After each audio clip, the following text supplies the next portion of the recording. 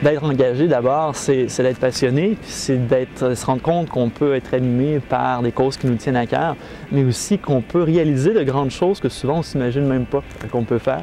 Et en s'entourant de gens qui croient également et qui sont passionnés autant que nous, c'est qu'on peut accomplir ces grandes choses et se réaliser à travers le tout. Je m'appelle Jean-Sébastien Dufresne, j'ai 27 ans et je viens de Montréal.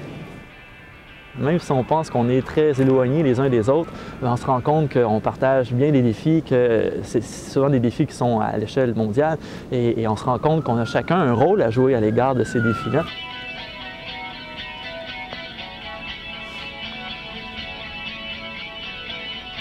J'ai eu l'occasion de passer du temps avec les villageois, avec d'autres jeunes de là-bas et de me rendre compte que finalement, j'avais beaucoup à apprendre de ces gens-là.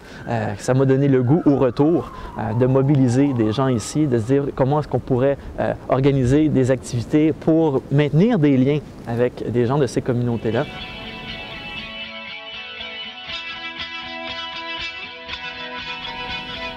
Ça a commencé en fait par des activités très simples au niveau de jumelage scolaire. Donc en allant animer dans des groupes de jeunes à toutes les 2-3 semaines tout au long de l'année scolaire. Et ça nous a amené à développer d'autres projets, par exemple des projets d'économie solidaire, comme un projet qu'on mène présentement, l'importation de beurre de karité du Mali. On fait ça avec des jeunes de niveau cégep, de niveau début d'université, qui en sont souvent à leur première expérience à mener des projets comme ceux-là. Donc ils apprennent vraiment à monter les différentes étapes d'un projet jusqu'à sa réalisation.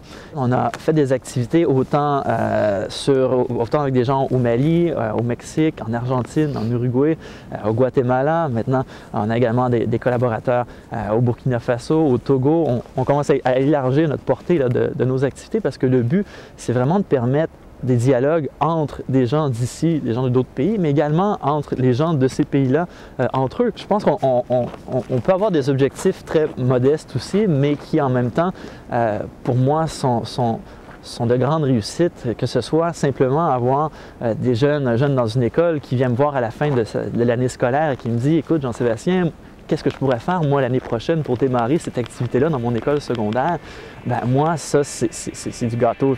On va me faire dire ça, mais c'est pour ça qu'on fait ça.